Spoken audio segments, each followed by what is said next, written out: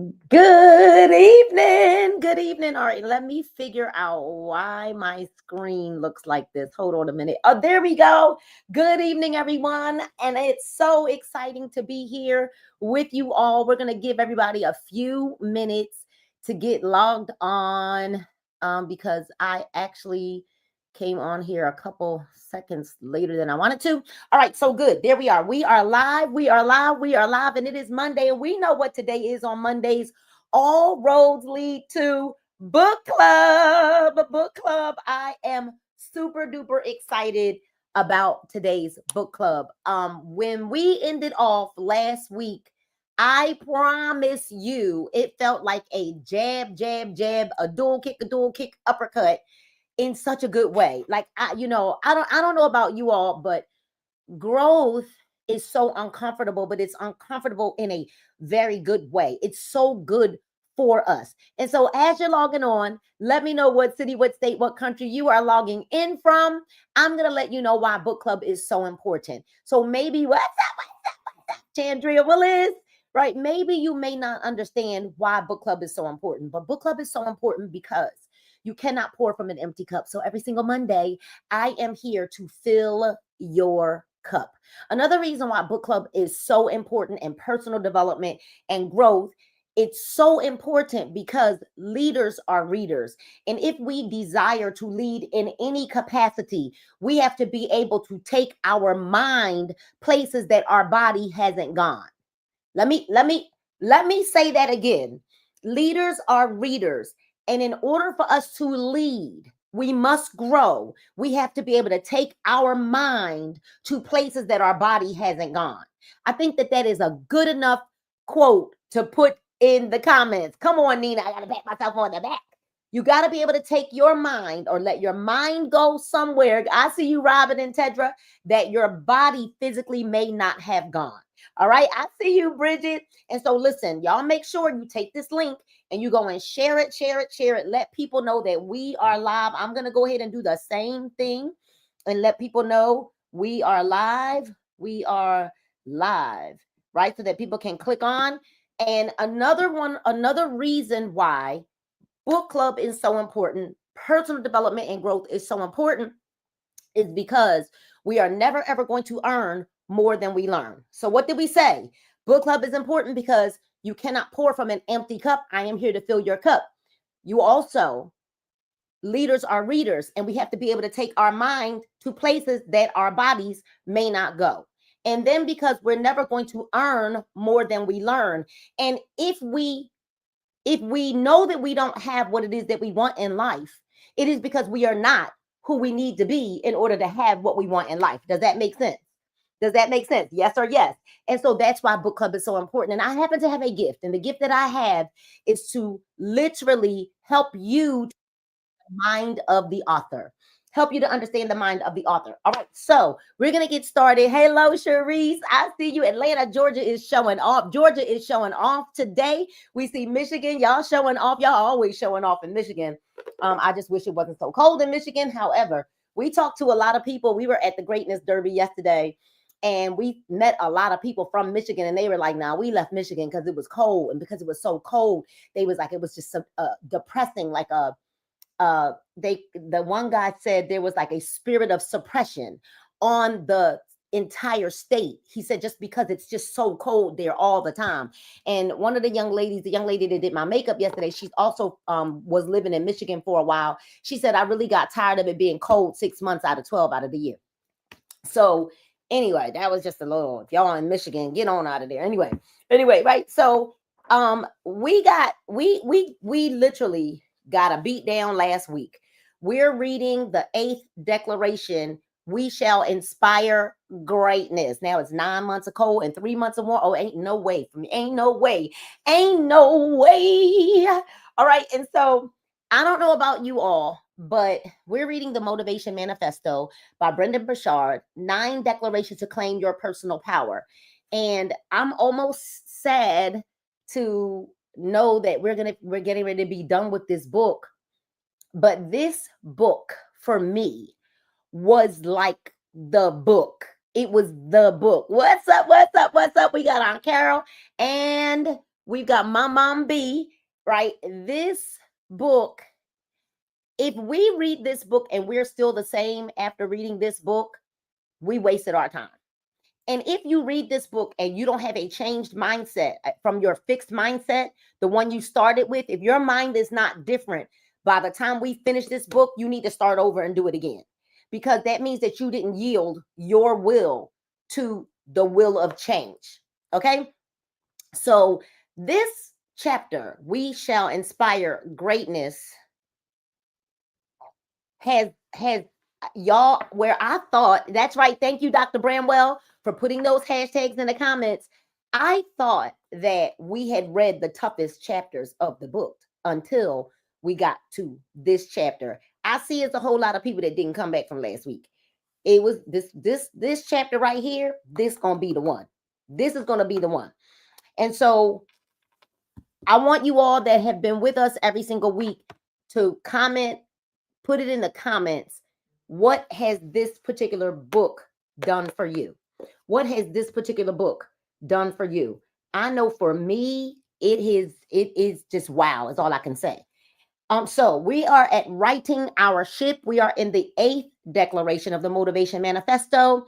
We shall inspire greatness. Hoping that you had an amazing weekend. We did, Paul and I. We were exhausted this morning because we literally have been running, celebrating one of our very, very dear friends. Actually, he's like a son to me, right?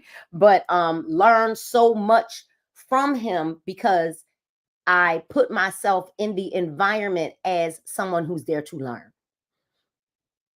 Somebody's going to catch that. Somebody's going to catch that. I put myself in the environment as someone who needs to learn, grow, and change, shift, pivot. You know, Pastor Darius Daniel said yesterday, 2025, you're going to learn how to pivot, not panic, but pivot. Oh, yes. Where you need to change your mindset, looking at different perspectives. This is the book. And you know what? When we get off of here, I want you all to get ready. Good evening. We got Michigan, Texas, Virginia in the house, Los Angeles, Delaware, Georgia. Let's see, Georgia, Delaware, Virginia. Who else do we have? We got some folks missing. I don't know if last week challenged them a little too much. What y'all think?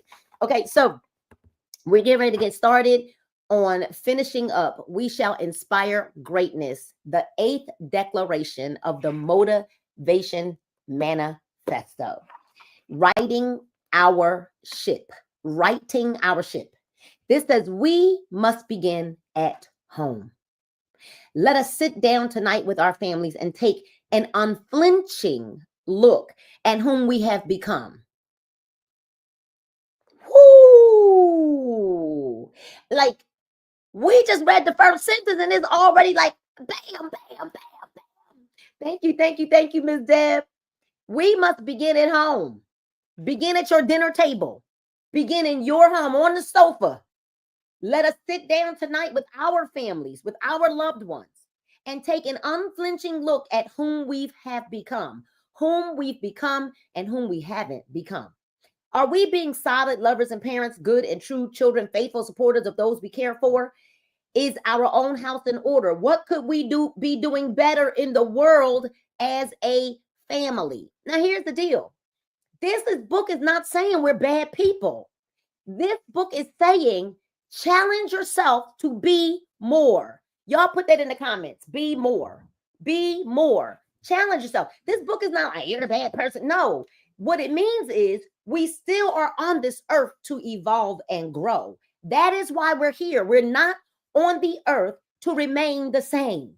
We're not on the earth to remain the same. Good people often fail. Oh, this is good. See, look here. Look what it says. Good people often fail to become great people. Woo, there it is. I just said it. Good people often fail to become great people because they avoid looking honestly at personal lives. Well, I'll be doggone. We ain't even off the first page yet. Good people often fail to become great people. And I said this last night while we were at the Greatness Derby. when people were asking us, well, why did we move? And, what made us, what gave us the courage to do it, blah, blah, blah, blah, blah. We were saying, and one of the things that I said to the young lady, I said, I stopped allowing my good to be the enemy of my great. And then even my great to be the enemy of my best. See, we think because we're good people and we do love the Lord and we do know the word and we do, we're nice people. We're good to our friends, and we think because we're good people that's all that it is in life. When in reality, good people often fail to become great people because they avoid looking honestly at their personal lives. They try to lead others, but won't or do not lead themselves. And at some point, that congruence catches up with and derails them. Yeah. So let us ask, what must I finally face and fix in my own life? What must I finally face and fix in my own life? Do I need to eat healthier? Then let me do it. Do I need to treat my kids with greater patience and kindness? Then let me begin. Are there tasks that I've been putting off that could help my family? Then let me complete them. In addressing our own lives, we ready our minds and spirit to address the world.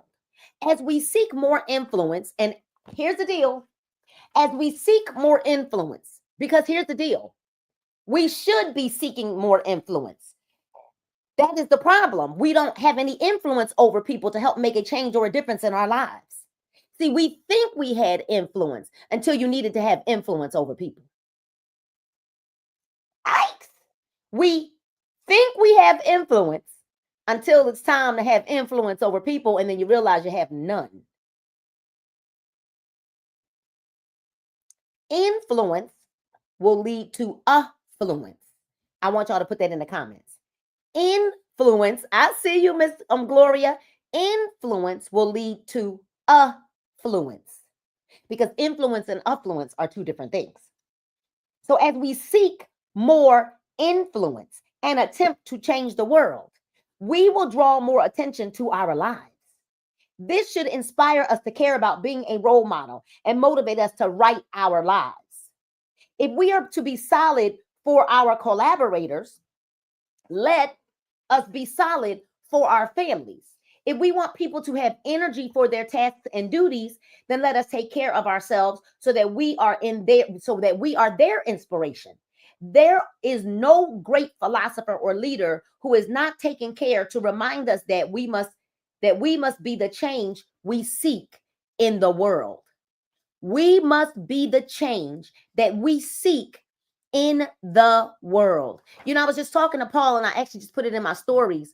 Yesterday I was tasked with collecting donations for the Moguls in Motion Youth Entrepreneurs Program. And I was going around the room, with the QR code, y'all, and I was asking people, hey, have you given your donation for the Moguls in Motion the Youth Entrepreneurs Program? And some people were like, yeah, I did. Or some people were like, I scanned it, which means that we knew they had no intentions on giving.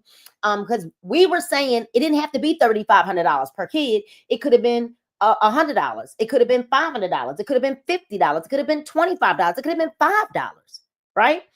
And what I noticed yesterday was I didn't have to go around to the wealthy people explaining why I was collecting the donations. I didn't have to go around pitching and telling them, well, that's because we're doing this, and then we're doing that, and then we're doing this, and then you do this, and then you do that. And they were pulling out their American Express cards like, I'm doing 500. I'm doing 1,000. I'm doing a kid, 3,500. I'll do half a kid, 1,750. I'm doing 250. I'm doing this. I'm doing 1,000. I'm doing, wealthy people don't need as many explanations, and they're affluent.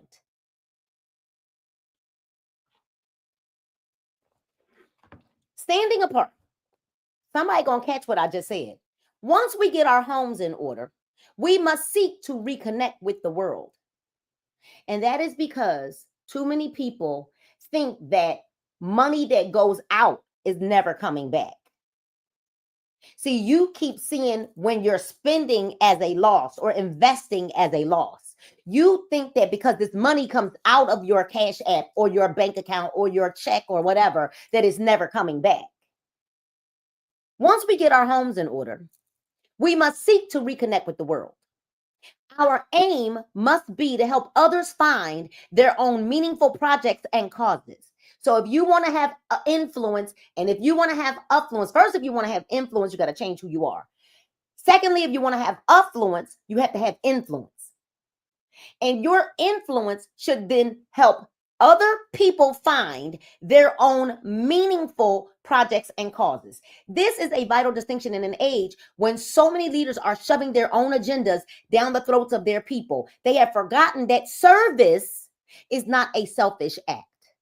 Service is not a selfish act. Let me tell you what Nehemiah said. He says it all the time. He said it especially this weekend quite a few times. Here's the problem when people get in the room. When people get in the rooms, you tend to go in the rooms to see what you can get out of something. What can you get out of the relationship? What can you get out of the conversation? What can you benefit from knowing this person? What can this person give you? When you go into those rooms, you have to try to make yourself a resource to someone else. You are more apt to have people talking about you when you're not in the room, and not in a bad way, not because they're talking about how selfish you are or how egotistical you are or how not all the, what I'm saying is people will be mentioning your names when you make yourself valuable. And too many times people go in the rooms to get a selfie. You just want to get a selfie because you just want to say that this is where you was here. You just want to show people that this is where you were at. You go in for the selfie when you don't go in with the mindset of what value do you add to the room or to the person who you're around. Does this make sense? So this is a vital distinction in an age where so many leaders, right? They've forgotten that service is not a selfish act. We quiet tonight, y'all. Woo! Should we succeed at becoming great? We will need to be very different than the egoist and extremist who have stolen the mantle of leadership and infiltrated the world's psyche. I want to say this responsibly. One of the worst things that could have happened when it comes to the church is that they gave all these people titles and a little certificate, especially if they said that you a minister, you a minister, you a minister, you a minister, you a elder, you a this, you a that, you a that, you a that, you a that, you that.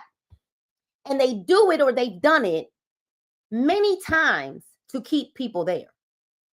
So now people are chasing titles, but the title doesn't mean anything if you don't have any influence. How crazy is it to have a big old title and no influence to back the title up? Egoists and extremists have stolen the mantle of leadership and infiltrated the world's psyche. Look at how so many of our so-called leaders have become. They fear becoming unpopular, so they do not have to make tough or expedient choices, preferring instead endless talk, constant compromise, and obedience to party lines versus public needs. While they are fearful, we shall stand out by being brave. They are dismissive of those who do not have equal or higher power than themselves. Those are the ones that they only respect title such and such, deacon such and such, such and such and such. I mean, now they got all the names. They call you all the titles in one. You're the Reverend, Doctor, Apostle, Pastor, Evangelist. It'd be the whole. Let me tell you something. If you got a title, I'm going to expect you to live up to that title. If you got a title, I'm going to expect you to have some power. If you got a title, I'm not going to be expecting to pick you up off the ground all the time. Everybody goes through something every now, here, and again. But where's all your power with your title?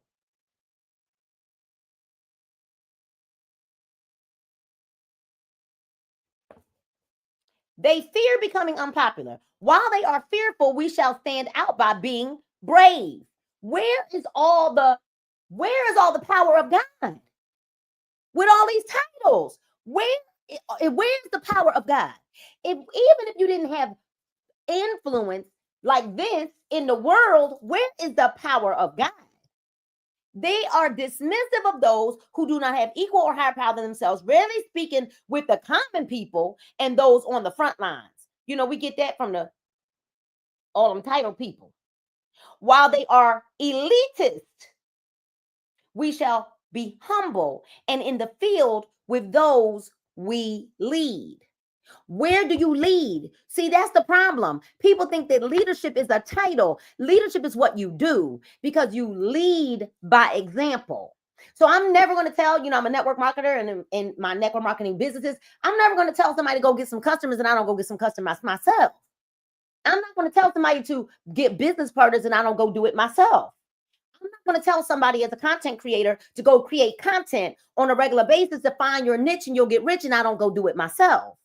You have to lead by example of what you do, who you are, not what you say or what the title says you are. They avoid passionate debate. They are dismissive of those who are not equal, while they are elitists, shall be humble in the field of which they lead. They avoid passionate debate and any demonstrations of emotions, hoping to appear always bottomed up, logical. Or they'll be, don't let them throw them titles and them degrees at you. Their humanity becomes that of a computer, dispassionate and disconnected from the heart. While they have abandoned feeling, we shall live with fire and draw in the world, so desperate for authentic emotion and connection. Because there are some people who don't even feel anymore because they got these elitist titles. They appear tired, much older than their age, unable to maintain buoyancy in their voice and carriage, long faces and distant gazes, betraying exhaustion. While they lack vibrancy, we shall exude it.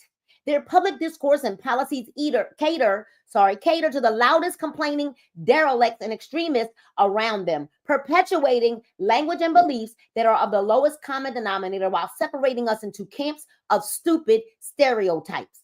While they bow to the extremists and communicate with low intelligence, we will bring a third perspective that is collaborative and conscious. They tend to be reactionary fools. Yeah. Reactionary fools, bending and breaking at the whims of a shallow media. And so they stand for nothing and seek to be compliant with the lowbrow nature of mass communication. Those are the people who on social media, they high-fiving everybody, celebrating everybody. But when they get you on the phone or in the room, they telling you what they don't like about the person. But because they want to be a part of the Joneses, they don't want to be looked at as the one who goes against somebody.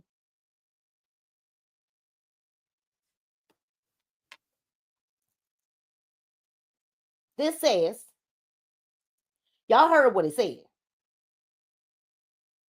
Y'all heard what it said, right? They're reactionary fools. Bending and breaking at the whims of child. While they lack dignity and integrity, we shall maintain ours. I don't understand it.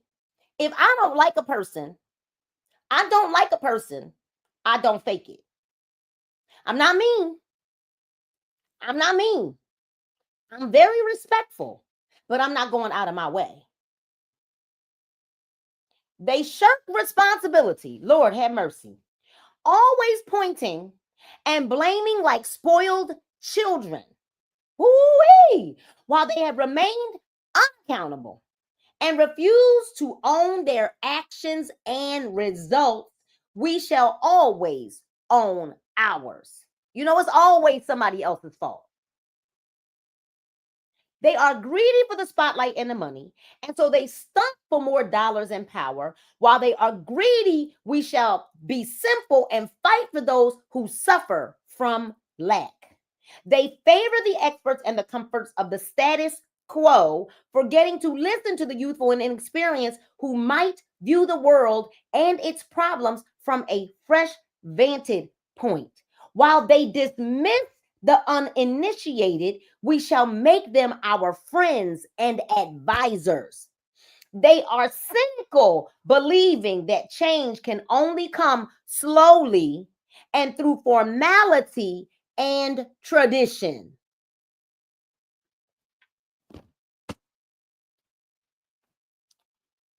Success loves speed. Y'all put that in the comments. Success loves speed. Success loves speed. Success loves speed. So, anybody ever been driving and I just like the fact that I got most of the book in this hand makes me sad, y'all. Anybody ever been driving and while you're driving, is everybody here? Y'all put a one in the comments if you're still here. So this is just woo, woo, woo, woo, woo, right? Everybody put a one. Success loves speed. Put that in the comments and then put a one. Now, have you ever been driving, Tracy? And as you're driving, let's just say you want to make a left turn. And you think like instead of making the left turn, Shay, when you can make the left turn and when the turn is open, you think about it. And you think about it a little too long. And then when you now, Dr. Dunn, want to make the left turn, here come a funeral procession. A long one. Has anybody ever experienced that? You thought too long. You second guessed it.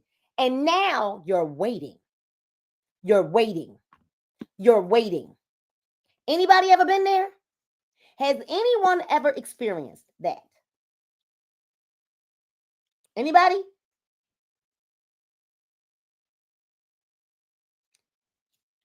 Dismissing the uninitiated. And I want you to now think about that in life. Cast that when you have the opportunity to make the left turn, when you have the opportunity to have the access, when you have the opportunity to be in the front, when you have the opportunity to be a +1, when you have the opportunity, you second guessed it. You didn't make the turn. Now you got to wait for the train to pass, or now you got to wait for the whole long funeral procession. And are you kicking yourself in the butt because you don't even know if the opportunity will come around again? They are cynical, believing change can only come slowly or through formality and tradition. Are we crazy to think that?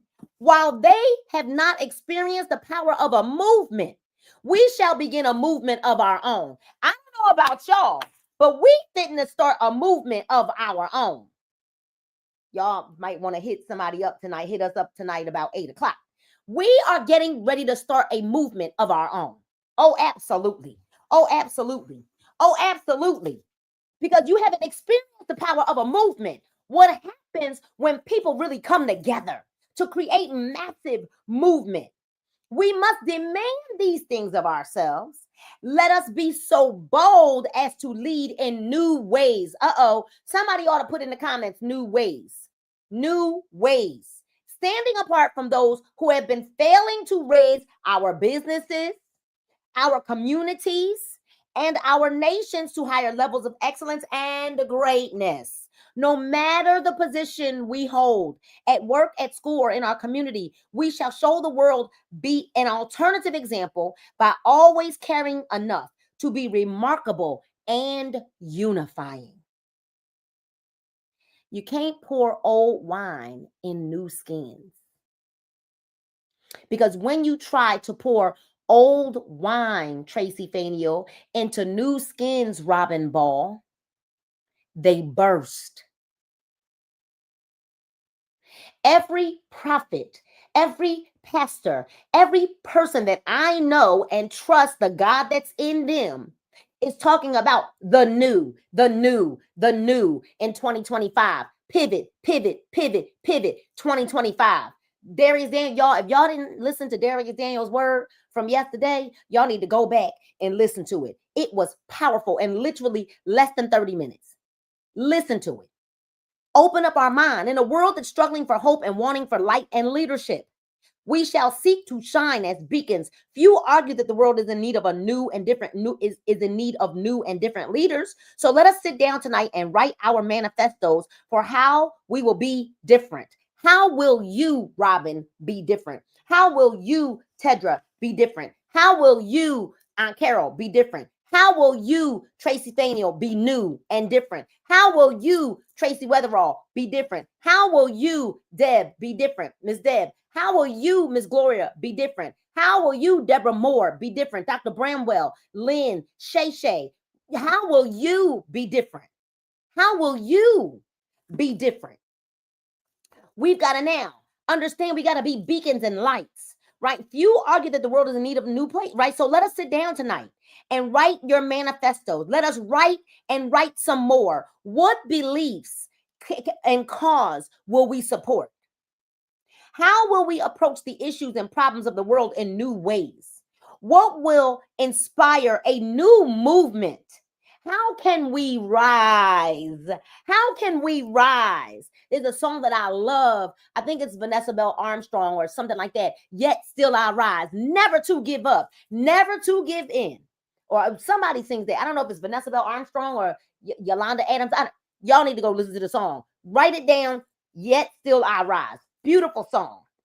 Demand higher standards. And if we demand higher standards, here's the deal. Stop demanding higher standards from people externally. Demand higher standards internally. You got to demand higher standards from yourself.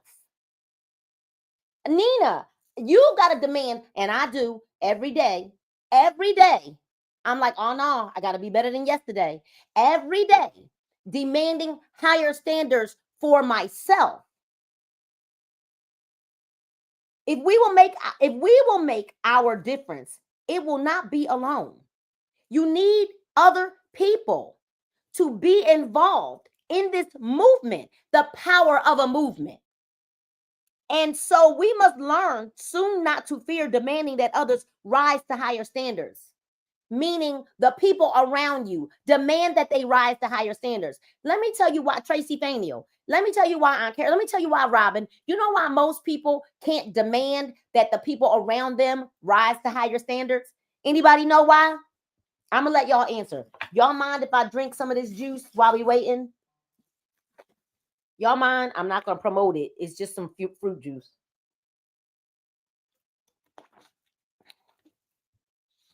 Do you know why most people can't demand higher standards from those around them? Let me see who knows the answer. Let me see who knows the answer as to why most people cannot demand higher standards because you yourself has not risen. You can't demand something of someone else and you haven't changed. And so you can't demand for them to be different because they looking at you like you still procrastinate. You still ain't do X, Y, and Z. You still blah, blah, blah, blah, blah, blah, blah. You still, and because you won't do it, because you won't change, why should anyone else around you rise? So those that do rise, no, it's not because they don't want to. It's because you haven't changed. See, people think they've changed, but they really haven't changed. It shows in your decision making. It shows in your problem solving. It shows in how you handle adversity. People around you know that there is really not a lot of change when they watch how you handle things. It ain't because they don't want to. People are led by example, and people will change when they see you change. Because you can't demand change from someone else and you haven't changed. What I know is Paul is a different person because I'm a different person. And I've lived what I study it, I talk it, I live it. I study it, I talk it, I live it. I study it, I talk it, I live it. Doesn't make me perfect because I'm nowhere near perfect, but I study it, I talk it, I live it. What I teach, what I say, what I read, I do.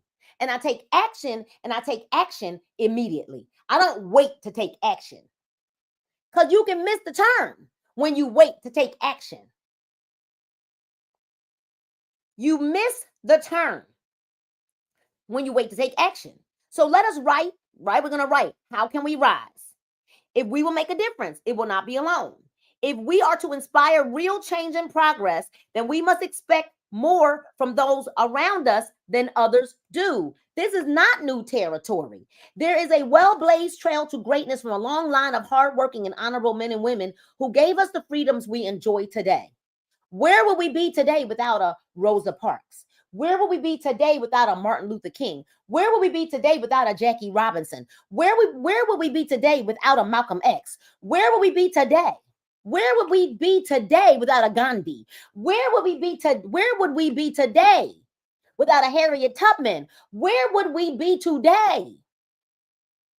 Harriet Tubman didn't have a roadmap. Where would we be today? There's a trailblaze. There's a trail to follow. There's a trail to follow. We know there's a roadmap for us to see how success is acquired. We just don't want to do it.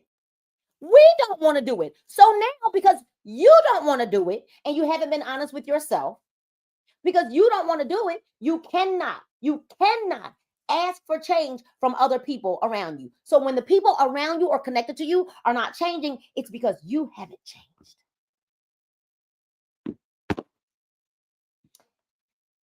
There is a well-blazed trail to greatness from a long line of hardworking and honorable men. My mom B, does my mom B, I know you watching, you got my back.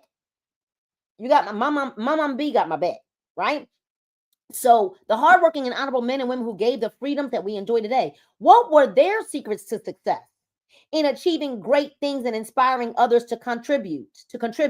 They were unfailing in their demands for action and excellence.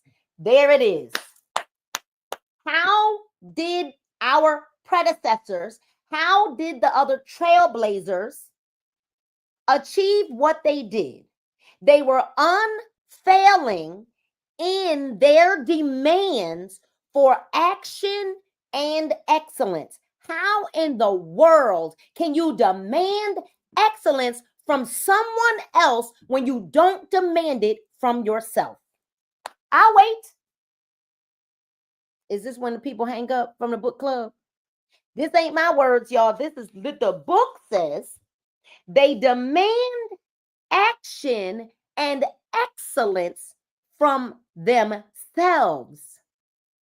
So, you know, when they're getting ready to film, the cameramen, the producers say, quiet on the set, lights, camera, action. They expect you to the film to start rolling and the actors to start acting. Hello? How do you have success? They didn't. So let me ask y'all a question. Did Harriet Tubman stop to turn on her Waze or her Chat GPT or her? No. Harriet Tubman had a burning desire in herself to save other people and herself. That is what drove her to success. She didn't know how to do it. She didn't know where to do it. She didn't know if she was going to die doing it. We're cowards. We are cowards. We are cowards. We've got all the luxuries of life. No, we may not be eating filet mignon every single day, but we've got all the luxuries of life. And with all the luxuries of life, That's the problem. We're too comfortable. But we demand action and excellence from everyone but ourselves. Similarly, much of the impact of our legacy in this world hinges on our willingness to demand more from people. Demand does not mean to be pushy or commanding. Nope, that ain't what it means. Though a leader should not shrink from this, because sometimes in leadership, you got to say it straight laced.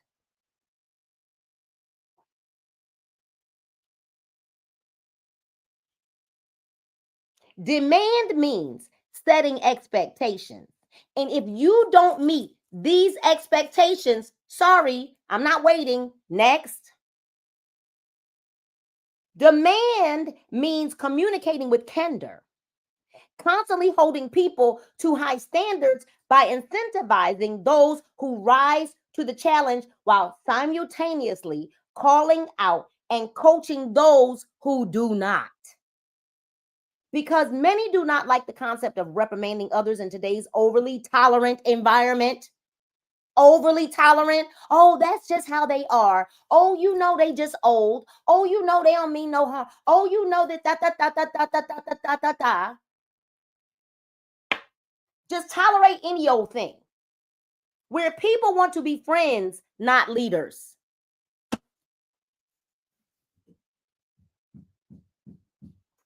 Where people want to be because they want to be liked, they won't lead. Leader, you're not going to be liked as a leader. And if you're liked by everyone, you're not the leader you think you are. Because leaders going to make people mad. Okay. All right. Okay.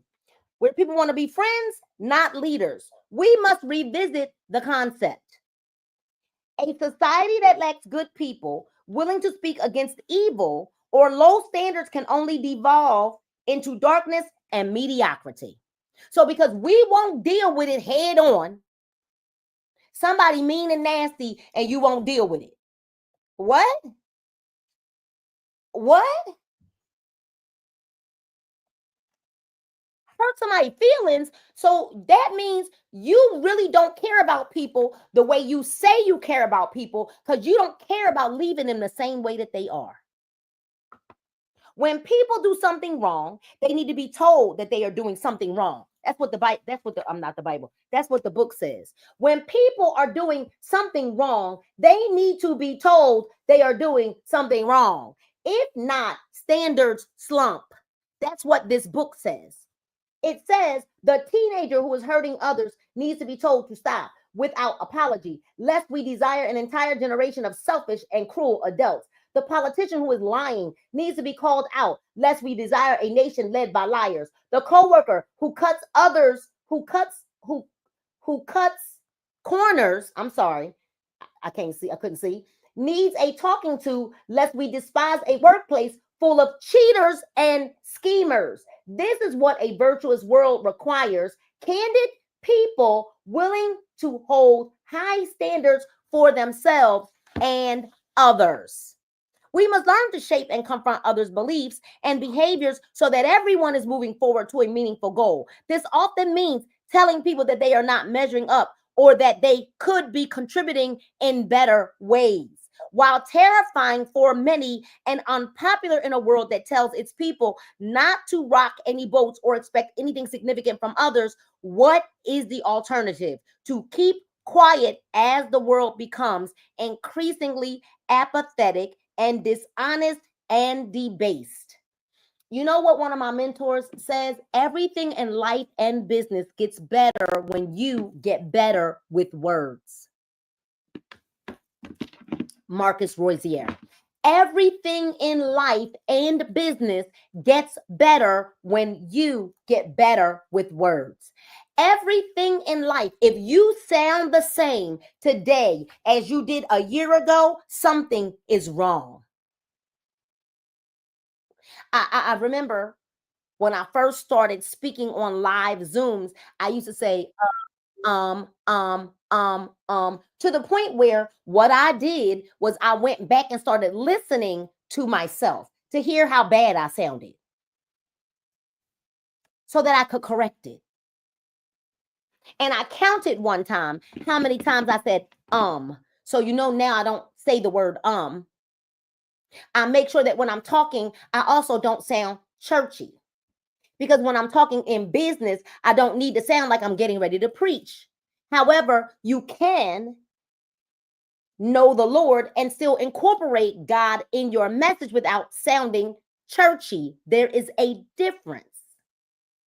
John C. Maxwell teaches biblical principles, but he doesn't ever sound churchy. Does everybody? That's what we learned in Toastmasters. Exactly. Does everybody understand what I'm saying? John C. Maxwell teaches, Myron Golden teaches biblical principles, but doesn't sound churchy. Because everything in life and business gets better when you get better with words, with your words. So, some people will not expect, we must learn to shape and confront. This often means telling people that they are not measuring up, while terrifying for many and unpopular in a world that tells its people not to rock any boats or expect anything significant from others. What is the alternative? To keep quiet as the world becomes increasingly apathetic and dishonest and debased. Some people will tell us not to expect much from others. They will tell us it's unfair to desire more from people. Those who doubt the power and potential of people say, go easy on others. They are weak and weary, so set small goals for them, or they will feel overwhelmed and too often disappointed. No, don't make small goals for them. Don't shrink the goal for somebody else's inadequacy. Then they're not your people. See, that is a little too tough for people because it's honest. See, where have we come to? Where are we at in the world now where honesty offends? Why would I dumb down what we're doing because, they're going to feel like it's just too much pressure? Then they aren't the people. We must not listen to doubters or allow our small imaginations to cast others as less vital and powerful than their potential, no matter their current state. So some of y'all, when I think about these masterminds that I've been in, and when I've spent $10,000 for coaching, when I've spent $1,000, $2,000 for masterminds that got me, that got me in the room, it's why I'm where I'm at today, because of what I was not too cheap to let go of. Right? The investments that I've made. What I know about that is people would be like, you going to spend $1,000 to go to that? You going to spend $10,000 for that coaching? You going to spend $5,000 just to be on the phone with that? Yes, I certainly am. There are people who say, you're going to spend $200 to go to Nina's event? Oh, because you calling me Nina, that's the problem. You no longer have respect for who I am, for what I've studied, for who's around me, and for the access that being connected to me gives you. So you thought $200 was too much. And you let people with small minds and small imaginations put that in your head.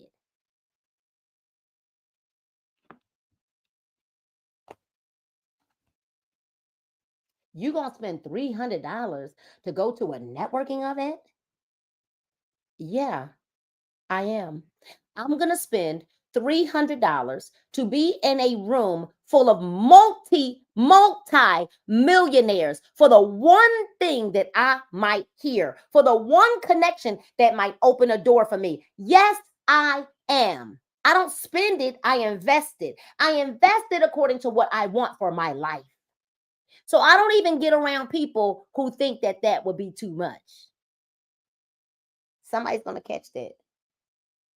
We must not listen to doubters or allow our small imaginations to cast others as less vital and powerful than their potential, no matter their current state.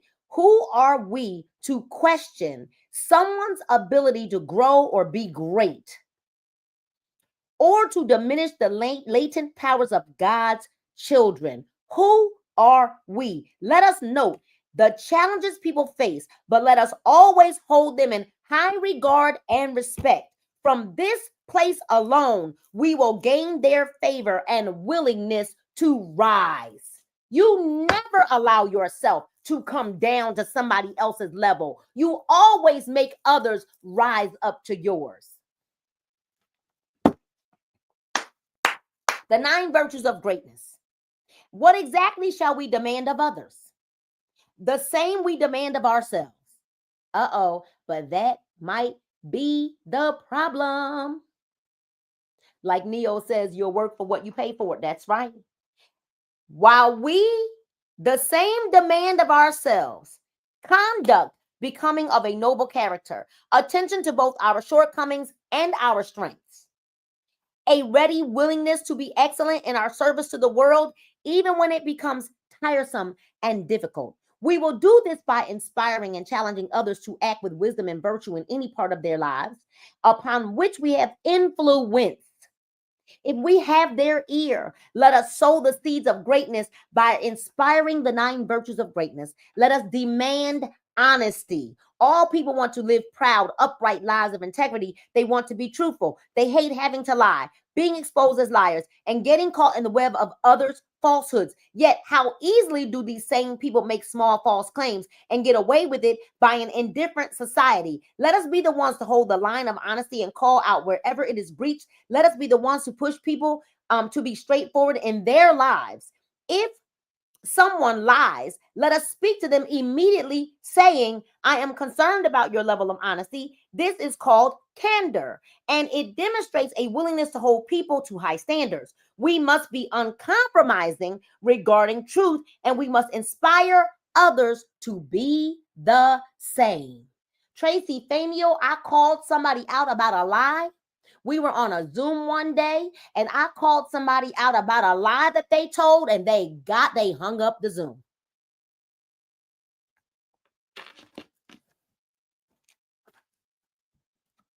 Because I ain't scared. I'm nobody. I ain't scared. I almost said something else. I ain't scared.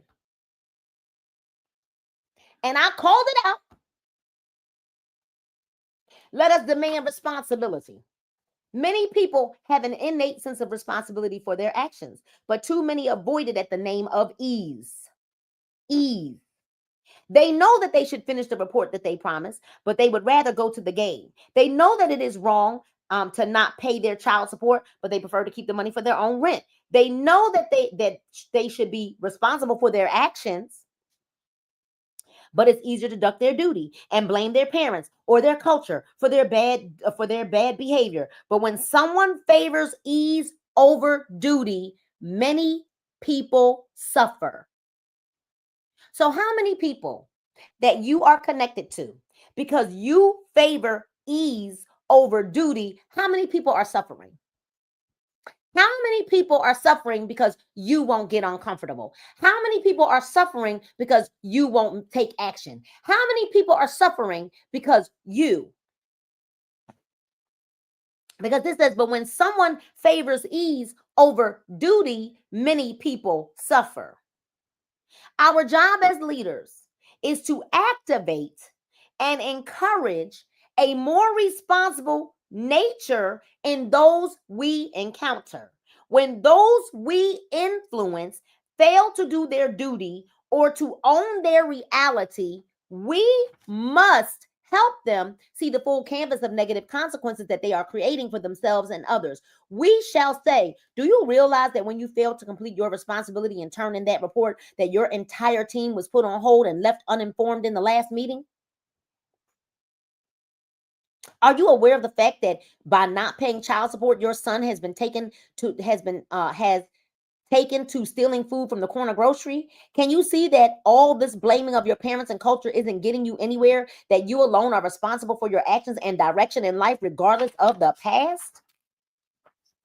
Y'all, oh gosh, I'm trying to get through this chapter, right? It is difficult to point out the mistakes of or failings of others, but we must do this if we seek to lead. We must do this if we seek to lead. Y'all, we not gonna finish this chapter. It's already 6:54. Y'all want me to finish the chapter? We've got 1, 2, 3 pages left. Y'all tell me if y'all want me to finish the chapter. We can be kind and understanding, but we can be. So it is difficult to point out the mistakes or failings of others, but we must do this if we seek to lead. We can be kind and understanding, but let us be direct and passionate in helping them improve for the future. If we are unwilling to point out when someone is being irresponsible to their duties and behavior, then we are unfit to lead. Let us demand intelligence. The world has grown full of people ignorant of the grave matters affecting their lives and communities, and only superficially informed in their areas of expertise. Yet, as people become more ignorant, they become more cynical. Y'all want me to finish? All right, I got to hurry up because I got to Zoom at 8. All right. Cynical, they have not taken the trouble to learn what is true. So they reject the fact that they were too lazy or biased to examine.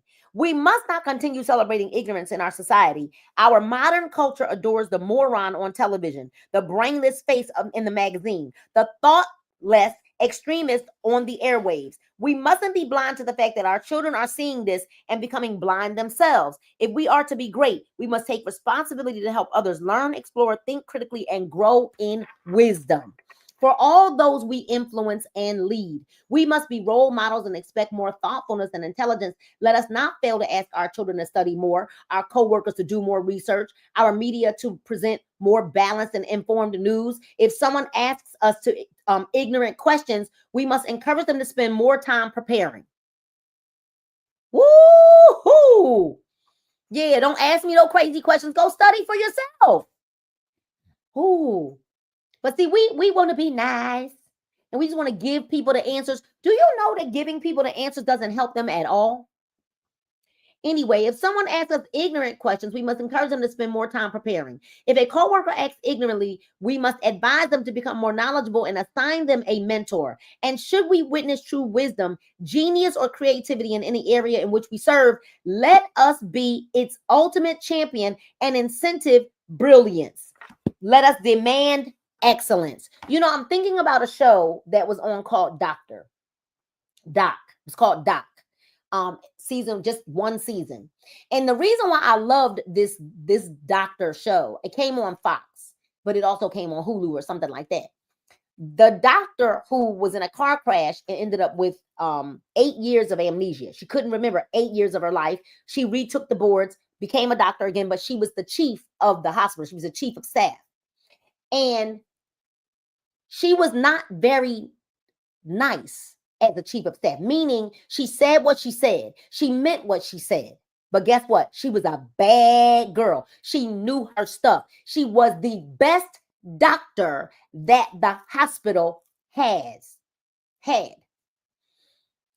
And what I understand about watching her, when I think about one of these network marketing leaders that I know, she talked real crazy, Deb. She talked real crazy to people. And she won't even talk to you if you're not performing a certain kind of way. But I understand now why she does that. The same way this doctor, because she was 100% certain of who she was, she didn't allow ignorant questions. She made people become more knowledgeable to even have a conversation with her. She made everyone rise to where she is, not her come down to where they are. So let us demand excellence. Y'all put in there, let us demand excellence. So we're demanding intelligence. We're demanding honesty. Let us demand responsibility, honesty, responsibility, intelligence. Now we're demanding excellence. She knew her stuff. Oh, she knew her stuff. For those destined for greatness, and all things must be done well and to completion. We must strive for the highest levels of work and achievement in all that we do. And no one within our sphere should be allowed to approach their work with half interest or occasional effort. Should we find such a person in our midst, let us be candid with them about our higher expectation and do all that we are able to help them meet.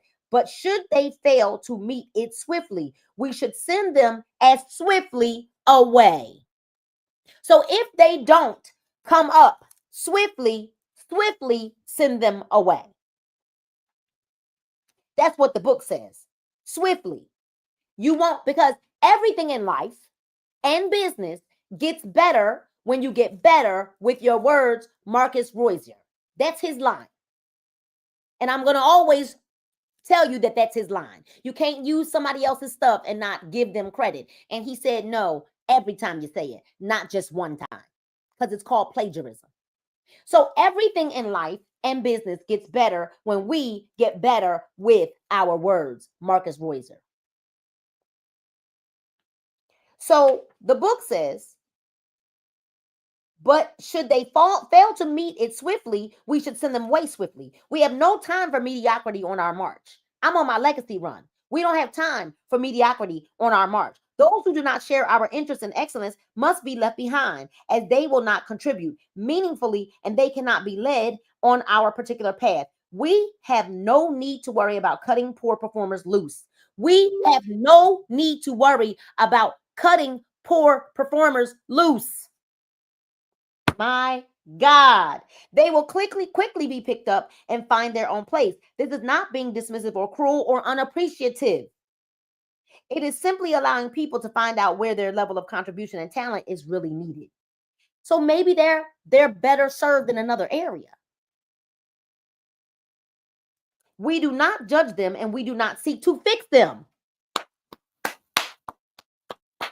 Oh, that's so good. We cannot judge them. We don't judge them, but we're not supposed to fix them either. So for all of you that are wondering what's going on and why you feel like you're not moving, and because you're sitting around trying to fix people that you're not supposed to be trying to fix.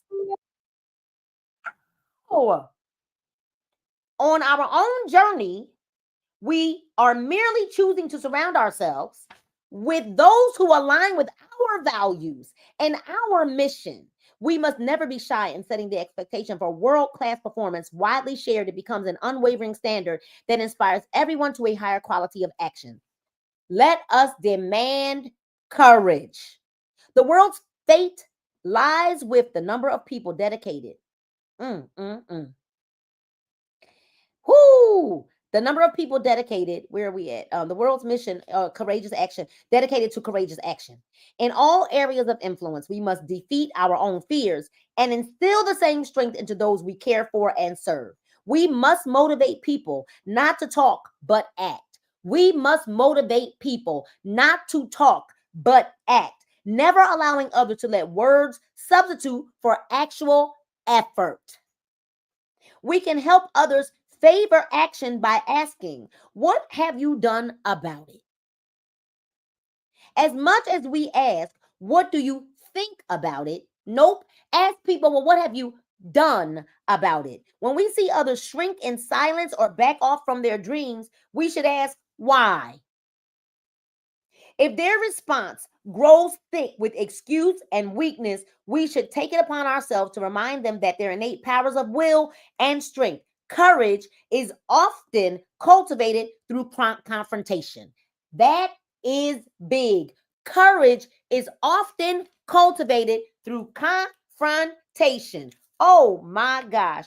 Courage is often cultivated through confrontation, forcing others to face fears and injustices, teaching people to help rather than hide.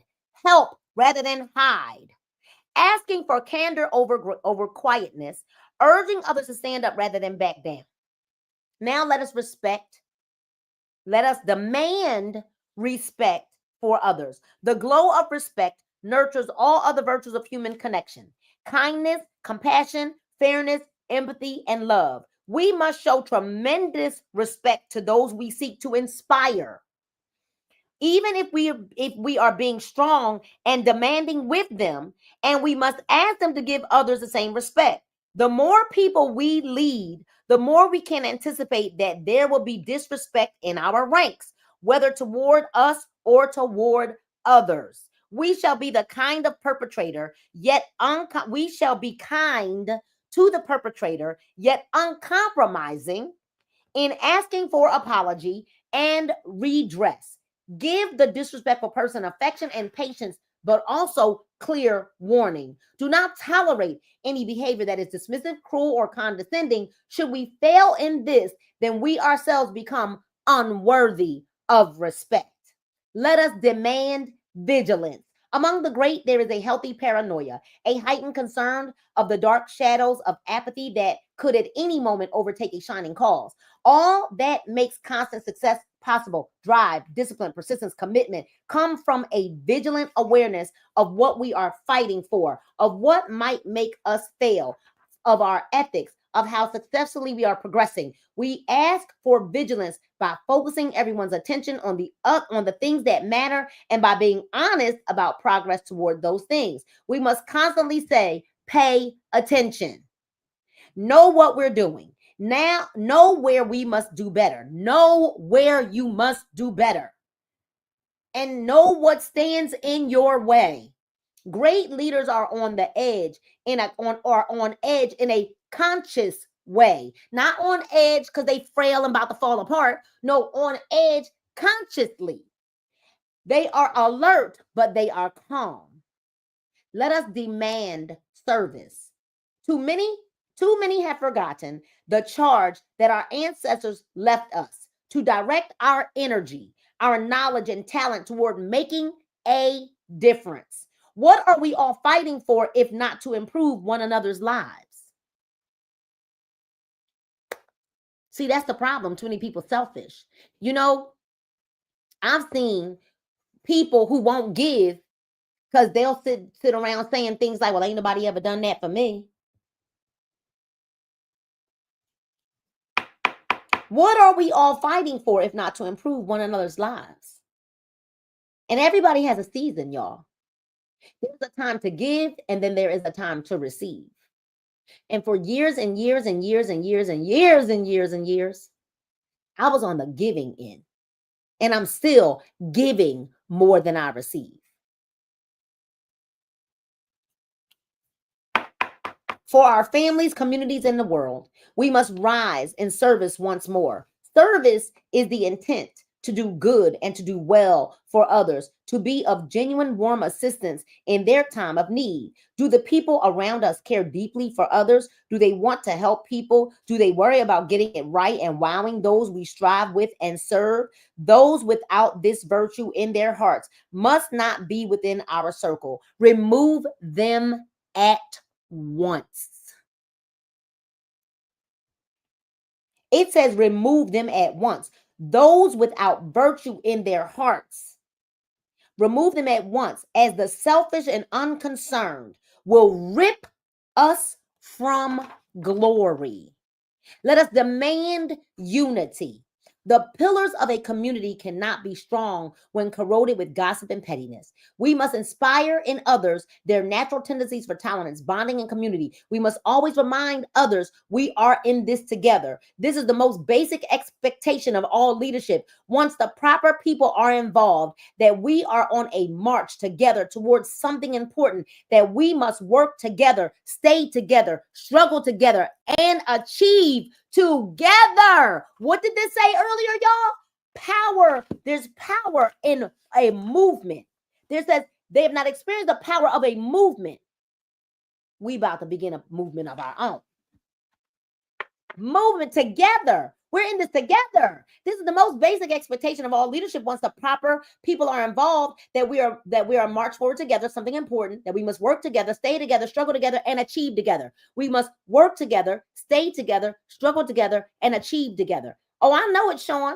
Sean, I showed up for 2 years, 2 hours early, 2 hours early, with a baby on my hip to set up a meeting space. I didn't get a dime for it. I didn't even get recognition for it. Not one time. I didn't get flowers for it. I didn't get a gift for it. I did it for 2 years without complaint. I didn't get a Data Boy award. I didn't even tell people that I was doing it.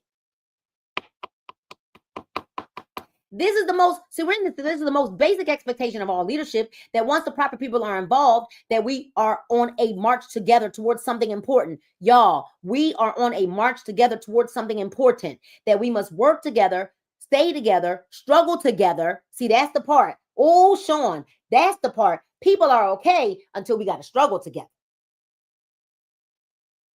Well, we celebrate together, but we got to struggle together too. We must never be weak. Small leaders who start fights within our ranks. Our communication must always carry the theme of togetherness. Do not gossip. Do not divide the team. Do not make one division seem more important than the others. Should we witness others becoming selfish or demonstrating narrow interest, we shall remind them of their greater connection and service to others. We can praise an individual, yet still draw her attention to our positive impact on the team and the culture. The moment we succeed is when our people say us or we more than I or me. When we see our people celebrating wins together, dining together, crying together, striving together, honesty, responsibility, intelligence, excellence, courage, respect, vigilance, service, unity. These are the virtues of greatness that we must exemplify and expect. These are the virtues that forge remarkable people and may be wielded like a sword against many of the world's ills. The demands of such virtues are stark and difficult. Some people will question, how can we simply leave behind those who fail to meet such high standards? But let's stop the grand delusion that says that everyone has to be on every journey that we take. Ruh-roh. The reality is, some people won't want to join our march, and they should be allowed to excuse themselves without shame or regret. Yup. Not everyone needs to be a part of every initiative, and not everyone can live up to the standards of excellence we need in order to achieve the remarkable. And so let's find those who are truly committed and capable and leave the rest to find their own passions and pursuits. But we're going to say the death of darkness. If we inspire of ourselves and those who strive with and serve to such greatness, what will be its end? Nothing less than the death of mediocrity in our circle of influence. Perhaps it is true that there will always be low standards in an immersed society, and perhaps because worldwide change takes so long, only the dead see the end of war and poverty and all dark social failings. But we, the living, must nonetheless try. Let us at least strive toward ending many of society's ills. For if we do not, then who will? And when? What will history say if we do not do better? What will your grandchildren say if you do not do better? What will your family say if you do not do better? What will your coworkers say if you do not do better? What will your spouses say if you do not do better? Can there be a new dawn of humankind in which more of us become great men and women of character and conscience? If we doubt it, we are doomed to fail. But if we lift this mantle from previous generations, carry it further, and share both its burden and its splendor more widely, then we shall become examples of greatness that the children of the future shall celebrate and aspire to. Let us then, out of respect for the blood and hard-won triumphs of those who have inspired us, and in duty to those we love and serve, and those we shall never know who await inspiration, arise now and become great. That is the end of the 8th declaration. Oh my gosh. We shall inspire greatness. And next Monday, we will start declaration number 9, that we shall slow time. The aim of life is to live. And to live means to be aware, joyously, drunkenly, serenely, divinely aware. I cannot wait, y'all. We'll probably spend 2 weeks on the declaration number 9. I'm so glad that we had this time together. Let's make sure, y'all, that you have put those hashtags in the comments. Make sure that if this is your first time, hit a 1 so we know it's your first time, so we can celebrate you. But we want to make sure that you are subscribed to this YouTube channel so that you won't ever miss a time that we are live on this particular YouTube. I want to make sure that we are connected on all of my social media platforms, you guys. Make sure that you could get connected to me on Instagram at The Real Nina Moorer. The Real Nina Moorer. On Facebook, y'all, I'm very consistent on all of my platforms. Nina Rochelle Moorer. And then on TikTok, I am also Nina Moorer and the Wellness Queen. Y'all, I finally posted the link. The link for let me see. I think I want to do it this way. The link for our Bible study for May, which is going to be on the women in the Bible. We're going to have the women who are coming will be presenting just 5 minutes on a woman that they chose. And we did post, if you go to the moralgroup.ticketlocity.com, a description is there of some of the women that you can still choose. 5 minutes, everybody's going to be 5 minutes. And you kind of want to talk about like, what was some of the conflicts that these women faced? Who were they? How did they resolve the conflict? What gift did they give the world? Like, why is it so important to know about this particular woman in the Bible? What were her attributes, right? Or maybe not. Like Delilah, I should have put Delilah on the list, right? Maybe there weren't a whole lot of attributes, but what lesson did we learn from this woman in the Bible? Now, I'm gonna tell y'all we're celebrating my birthday. That day happens to be May the 3rd, and I'm not canceling because it's my birthday. Nope, I'm gonna serve and work on my birthday, right? And we're gonna have a good time. So there might be some special things going on because it's my birthday. I'm gonna encourage each and every one of you to register early. I promise you, we were just about at capacity last month, or this month rather, April the 1st, and I'm almost positive that we are going to max out. So don't wait. However, ladies, come on. Don't register if you don't intend to come. All right. You can't hold the spot and then the day of the event or the night before send me a message saying, hey, I'm not coming, because that's not fair, because someone else could have had that spot. And I already know that this month is going to be a very, very special one. All right, you guys. So please do me a favor and go and register now, because I know we're going to be at capacity. And Paul is urging men, get with Paul, because he wants some men that will come and serve the ladies to honor and protect, and to be there to protect us as well. All right, you guys. So listen, go and register. It is free. It's free. I guess that's why people feel like they could just cancel at the last minute. However, let's not do that. Let's not do that, because there are people that really could be there that are not able to be there. So also, you guys, make sure that you're following the Moorer Experience on Instagram. We have a photo booth business here in the here in the Georgia area, Atlanta and the surrounding areas, and we would love to service you. And we're definitely going to give somebody a great deal for our first booking. So we're super duper excited about that. All right, you guys. So I have to go, because I actually have a Zoom that I need to get ready for at 8 p.m. Eastern Standard Time, because we just said that there's power in a movement, and we are getting ready to create a movement. All right, you guys. So listen, always remember that God loves you and I love you, and there's nothing you can do about it. I want you to have an amazing, amazing week. Be kind to one another. Do a good deed and pay it forward. And don't forget to meet us here